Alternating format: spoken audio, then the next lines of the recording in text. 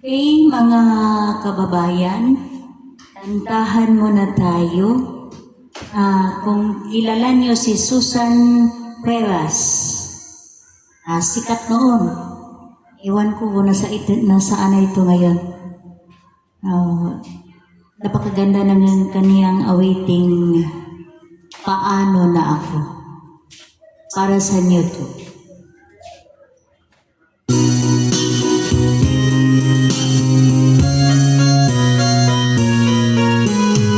Akala ko noon ay wala nang katapusan ang mga sandali